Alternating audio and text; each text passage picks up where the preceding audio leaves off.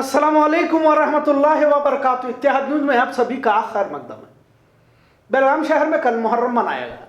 मुहर्रम का पैगाम क्या, इमाम हुसैन की शहादत की वजह और आने वाले मुसलमानों के लिए हर दौर के यजीदों से किसी तरह समझौता न करना और अपने पूरे कुंबे को मिटाना पसंद किया, लेकिन इस्लाम पर किसी तरह का समझौता न हो। और अगर इस्लाम की पूरी तारीख और मुख्तलिफ दौर में जालिम ताकतवर रहा है तो सामने हमेशा हुसैनी लश्कर भी रहा है। खैर, वक्त के साथ मुहर्रम अलग अलग इलाकों में इस्लाम से बिल्कुल दूर और किसी तरह का कोई ताल्लुक नहीं इस तरह मनाया जाता रहा है। करबला की अजीम कुर्बानियां बार बार याद दिलाती रही हैं कि हालात आएंगे, आजमाइश के जरिए तुम्हें यजीद ताकतवर तो नजर आएगा लेकिन कभी फतह नहीं पा सकेगा। हर दौर में नए नए कानून जो इस्लाम और ईमान से समझौता करने वाले वक्त के यजीद लाएंगे और हमेशा आपको अलग अलग तरीके से मुसलमान भी दिखाई देंगे। जैसा कूफा के थे, कुछ ताकत और हुकूमत को डर कर समझौता करते हुए देखे जाएंगे, कुछ दिल में एक और जबान पर एक बोलने वाले मिलेंगे। कुछ ऐसे भी होंगे जो अपना कारोबार, अपनी तिजारत, पैसा, रुपया, शान और शौकत को बचाने के लिए तरह तरह की दलीलें भी पेश करेंगे और यजीदों से समझौता भी कर लेंगे। करबला का मैदान ये भी पैगाम देता है कि अपने आप को दीनी सियासी रहनुमा जो कौम के हमदर्द बनकर वक्त के यजीदों से समझौता करेंगे। लिहाजा करबला का मैसेज या पैगाम बिल्कुल साफ है कि समझौता किसी हाल में नहीं होगा। खैर, आज का मौजू कुछ अलग है। बेलगाम शहर में दिगर खुराफात छोड़कर याद हुसैन के तौर पर कुछ जगहों पर मुहर्रम मनाया गया। अब इस पर भी अलग अलग राय हो सकती है। इस बार जो अहम तवज्जो के काबिल बात रही वो है लाठी, तलवारबाजी, आतिशबाजी के खेल इस वक्त खेले गए। वैसे तो पहले भी खेला करते थे लेकिन दरमियान में बंद रहा, तो इस बार तलवारबाजी, लठबाजी और आतिशबाजी के खेल खेले गए। अब इस पर भी कुछ लोगों ने एतराज किया और फोन के जरिए कहा कि आप न्यूज के जरिए गलत चीजों को फरोग दे रहे हैं। यकीनन हमारी कोशिश रही है कि सच को आवाम के सामने लाया जाए, क्योंकि कौमी मसाइल पर ज्यादा बोलना या कौम के हालात पर बात करना और खबरों के जरिए सही बात को वाजा करने की एक छोटी सी कोशिश कह सकते हैं। पर जो लोग लाठी खेलना, तलवारबाजी मुहर्रम के वक्त क्यों, ये बिदत है वगैरह ऐसे सवाल पूछते हुए देखा जा रहा है, लेकिन इसके पीछे की असल वजह को भी समझने की कोशिश करें। मौजूदा दौर में मुसलमानों की क्या कैफियत है सभी समझते हैं, और माशरे में कुछ लोग इसीलिए पैदा हुए रहते हैं कि इन्हें महज एतराज करना होता है।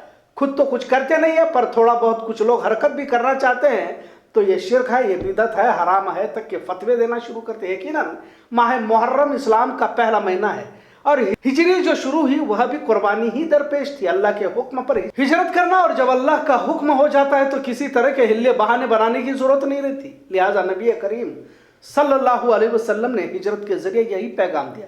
सहाबा रज़ियल्लाहु अन्हुम ने भी जब भी दीन इस्लाम की खातिर जान की जरूरत पड़ी, जान, और माल की जरूरत पड़ी, माल की कुर्बानी देना, यही पैगाम पूरी उम्मत को दिया।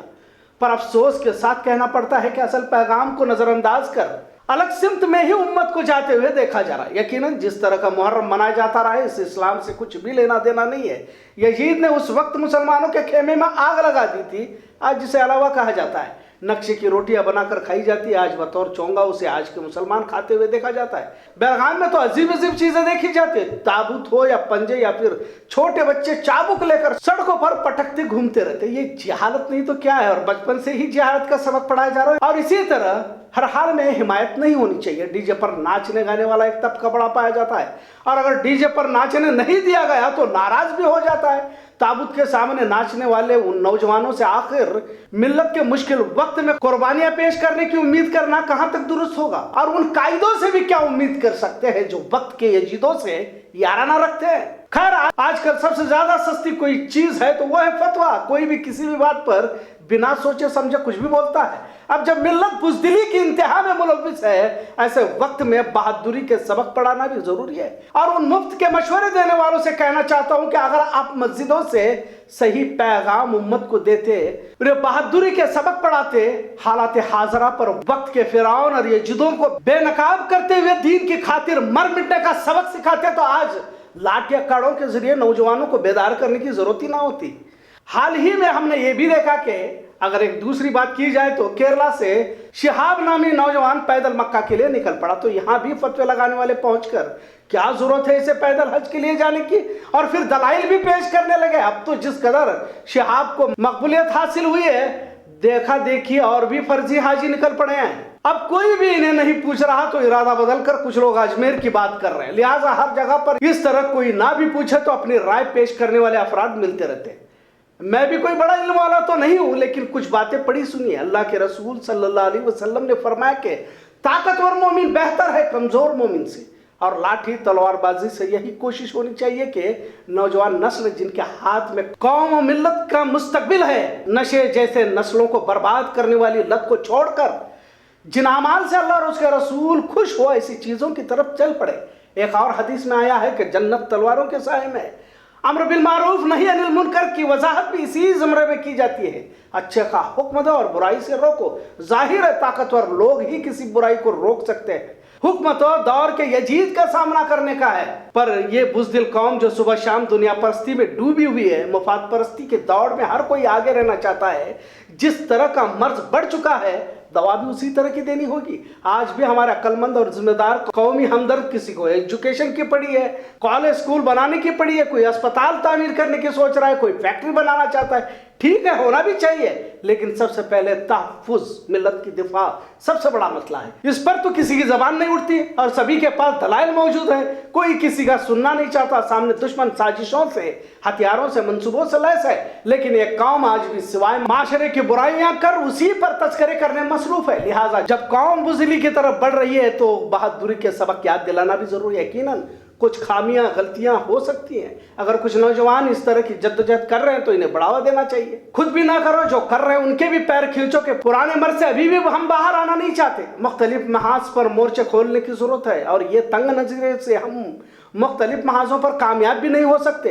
किसी चीज की शुरुआत करने से पहले ही उसे खत्म करने की साजिश जिस माशरे में होती हो, वह कामयाबी भी बड़ी मुश्किल से हासिल कर लेता है। और वैसे भी नियतों पर दारोमदार है। और जिन लोगों को एतराज है आखिर उन्होंने कौन सा तीर मारा है या उखाड़ा है, फिजूल की बयानबाजी से बाज आए और हर फर्द को अपने गिरबान में झांक कर देखने की जरूरत है। गैरों से ज्यादा अपनों से ही हमें नुकसान हुआ है और आगे भी होगा। हमको देखना होगा कि हम किस गिरोह का हिस्सा बन रहे हैं। अल्लामा इकबाल ने कहा, क्या तमाशा हुआ इस्लाम की तकदीर के साथ, कत्ल शब्बीर हुआ नारा तकबीर के साथ। मिल्लत नाजुक दौर से गुजर रही है, लिहाजा हर जुमला हर लफ्ज ऐसा ना हो के किसी ईमान वाले को बुरा लगे, इसका ख्याल होना चाहिए। बहुत लड़ लिए, बहुत तफरके, जमातों, गिरोह, मसलकों में वक्त जाया किया। अब जरूरत है इत्तेहाद की। वसी नजरिए के साथ एक दूसरे को मोमिन तस्लीम करे, वरना फिर बड़े नुकसान से हमें गुजरना होगा, जिसके जिम्मेदार भी हम खुद ही होंगे। इत्तेहाद न्यूज़ देखने के लिए शुक्रिया। अल्लाह हाफिज।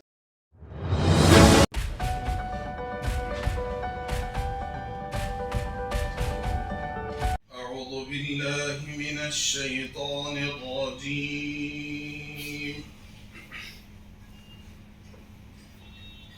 بسم الله الرحمن الرحيم.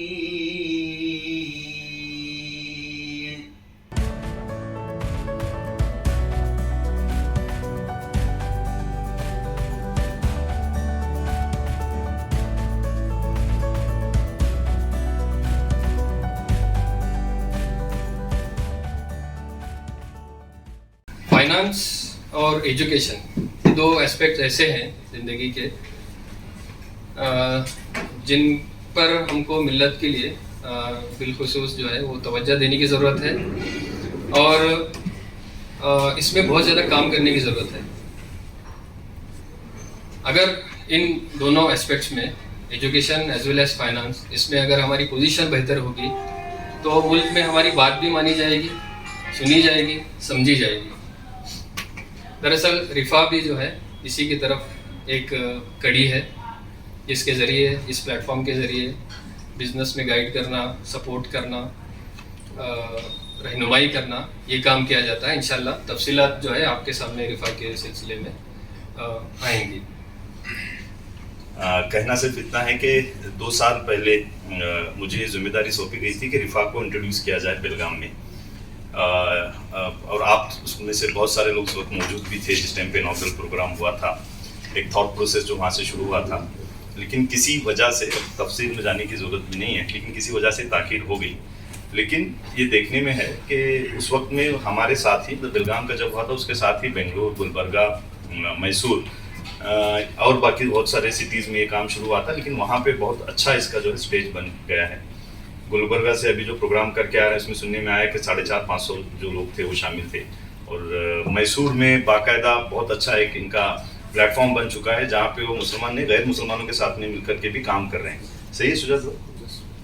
बेंगलुरु में ये काम चलते चलते वुमन एंटरप्रेन्योर्स भी वहाँ पे बन गए हैं, उनके भी प्रोग्राम्स वगैरह जो हैं हो रहे हैं। सो हमारी ये ताखीर, हमारी ये सुस्ती रही कि हम इसमें कुछ नहीं कर पाए, लेकिन सेंटर से बाकायदा हमारे साथ में फॉलोअप था और ऊपर से जिस तरह से हमें मैसेज आ रहे थे उसके ज़रिए अब कोविड के ख़त्म होने के बाद में दोबारा ये कोशिश जो है वो शुरू की गई है। हाँ, हमारी पहचान ये है कि पंचर की शॉप हमारी होगी, चाय की दुकान हमारी होगी, रोड पे रेडी लगाने वाला मुसलमान होगा, इंडस्ट्री में काम करने वाले मुसलमान होंगे। गर्ज ये कि हम छोटा सोचेंगे, बड़ा नहीं सोचेंगे। हमें इस सोच से बाहर निकलना है और इस मुल्क को ये एहसास दिलाना है कि हम इस मुल्क पर बोझ नहीं हैं, हम इस मुल्क के एसेट हैं। और ये सिर्फ कहने से नहीं होता, इसके लिए बहुत कोशिश करनी होती है, दिलो जान से कोशिश करनी होती है। और कोशिश करने में 4 चीज़ों पे हमें मेहनत करनी होगी। मैं प्रोफेसर सज्जाद खलील साहब जो अलीगढ़ मुस्लिम यूनिवर्सिटी के जो हिस्ट्री के प्रोफेसर हैं, उनका एक थीसिस मैंने पढ़ी थी, उसमें उन्होंने लिखा था कि 4 चीज़ों पे अगर मुसलमान, हिंदुस्तान के मुसलमान अगर काम करते हैं तो हो सकता है अगले 10-15 साल में मुसलमानों के लिए एक नया चैप्टर लिखा जाएगा। वो 4 चीज़ें हैं: तालीम, एजुकेशन, दूसरा टेक्नोलॉजी, तीसरा मीडिया में हम लोगों को आगे बढ़ के पेश रहना पड़ेगा, और चौथी सबसे इम्पोर्टेंट चीज़ तिजारत, कारोबार, बिजनेस। इसमें हमको हर तरह से दिलो जान से मेहनत करके हमको रुकना नहीं है बस कि हमने इतना कमा लिया अब आगे नहीं कमाएंगे। यही, और ऐसा करने में करते करते इन 4 चीज़ों पे मेहनत करते करते इन चारों चीज़ों को अपने नेक्स्ट जनरेशन में पास ऑन करने के लिए हमको इसके लिए कई इदारे कायम करने होंगे।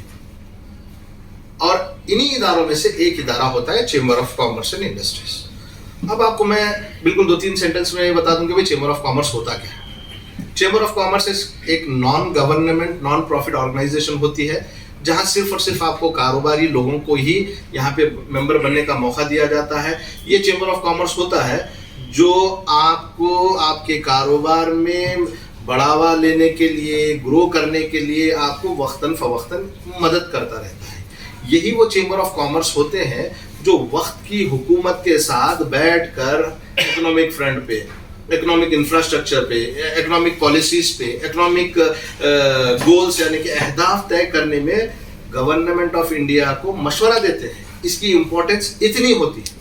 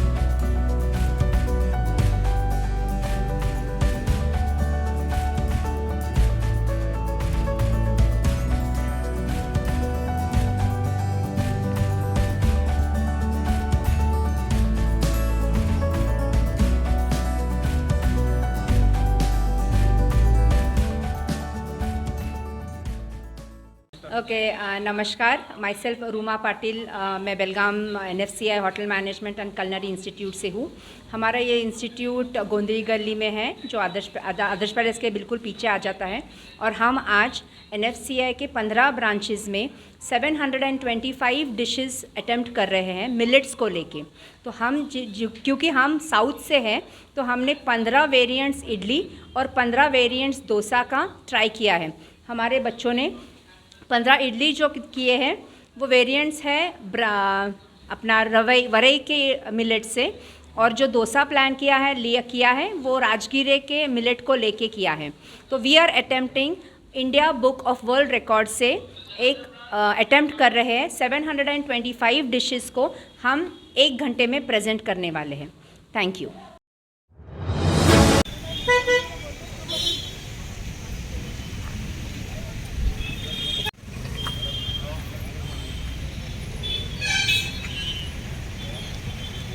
भारत माता की जय। कांग्रेस पार्टी की जय। कांग्रेस पार्टी की जय। इनकलाब जिंदाबाद। इनकलाब जिंदाबाद। बोलो भारत माता की जय। अस्सलाम वालेकुम, नमस्ते। आज सभी लोगों को मैं बताना चाहता हूँ कि आज बेलगाम डिस्ट्रिक्ट में जो माइनॉरिटी में जो पिछड़ा वर्ग है, धोबी समाज, कई सालों से उनको कानून अर्थव्यवस्था से दूर रखा गया है और कोई सरकार से कोई फैसिलिटी भी नहीं है। आज इसी के माध्यम से हम केंद्र सरकार, राज्य सरकार को जिलाधिकारी की तरफ से मनी देने आए हैं, मोमेंटम पेश करने आए हैं। और उस मोमेंटम में आर्टिकल 22 के तहत जो मेंशन है, जो 2008 में सरकार से जो अनुदानित हुआ था, जो डिक्लेयर हुआ था, उसी आर्टिकल के हिसाब से आज हम फिर मुतालबा कर रहे हैं। इसके पहले भी हमने मुतालबा पेश किया था, इसमें कुछ गौर फिक्र नहीं किया इससे राज्य सरकार और केंद्र सरकार भाजपा की नहीं। और हम अजीज़ाना गुजारिश करते हैं डीसी साहब को, बहुत हालत ख़राब है मुसलमान धोबी समाज की, और मुसलमानों की भी हालत बहुत ख़राब है और माइनॉरिटी की मीटिंग नहीं बुला रहे हैं। अगर माइनॉरिटी की मीटिंग जल्द से जल्द बुला देते तो सभी मसलों का हल किया जा सकता था, चाहे वो मदरसे के हो या मदरसों के, मस्जिदों के हो, दरगाह शरीफ के हो, या चर्च के हो, गुरुद्वारे के हो, या वो हमारे नदाब समाज के हो, पिंजर समुदाय के, या वो हमारे बोजगर समाज के हो, या धोबी समाज के हो। और से बहुत से तबके हैं उनको वंचित रखा गया है। और ख़ास करके कार्मिक विभाग में जितने भी हम माइनॉरिटीज़ में आते हैं, जो ऑटो चालक हैं, उनका जो लोन लिया हुआ है, उनके पास भरने के कर्ज चुकाने पर पैसा नहीं है। अगर उनको सब्सिडी लोन दिए सरकार से मिल जाता है तो उनको ज़िंदगी चलाने में आसानी हो जाती है। तो हर बार मुतालबा देना कोई नहीं रहेगा। तो मैं अजीज़ाना से मैं गुजारिश नहीं, चेतावनी देना चाहता हूँ राज्य सरकार और केंद्र सरकार को, अगर धोबी समाज को और जो पिछड़े वर्ग मुसलमानों के ऊपर अगर सरकारी अर्थव्यवस्था पर उनको नहीं दिया, ध्यान नहीं देकर उनको अगर आर्थिक सहूलत नहीं दी जाएगी तो उसके ऊपर उनको अल्पसंख्यक और माइनॉरिटी की तरफ से बहुत सख्त हर्जाना भुगतना पड़ेगा। आज़ादी के 75 साल का जश्न आज़ादी का महापर्व पूरे मुल्क में मनाया जा रहा है। लिहाजा इत्तेहाद न्यूज़ भी इस मौके पर पूरे मुल्क में संविधान, मुल्क में बढ़ती महंगाई, बढ़ती मजहबी तशद्दुद, भारत की बदलती तस्वीर, झूठ फरेब, जुमलेबाजी की सियासत, गरीबी, भूखमरी और धर्म राजनीति, गिरता रुपया, गिरती मईशत और विश्व गुरु का ख्वाब, कहां तक हकीकत और फसाना। लिहाजा बेलगाम शहर के नामचीन, नामवर और इल्मी माहिरीन से बेबाक ख्यालात और मुलाकात सिर्फ इत्तेहाद न्यूज़ पर। साथ में अब आप इत्तेहाद न्यूज़ ऐप भी गूगल प्ले स्टोर से डाउनलोड कर सकते हैं। तमाम खबरों को एक ही ऐप में आप जब चाहे देख सकते हैं। पैगाम इत्तेहाद अखबार और वेबसाइट और यूट्यूब पर शाया होने वाले वीडियोस इत्तेहाद न्यूज़ के ऐप पर देख सकते हैं। डाउनलोड करें, चैनल को सब्सक्राइब करें, देखते रहिए इत्तेहाद मीडिया।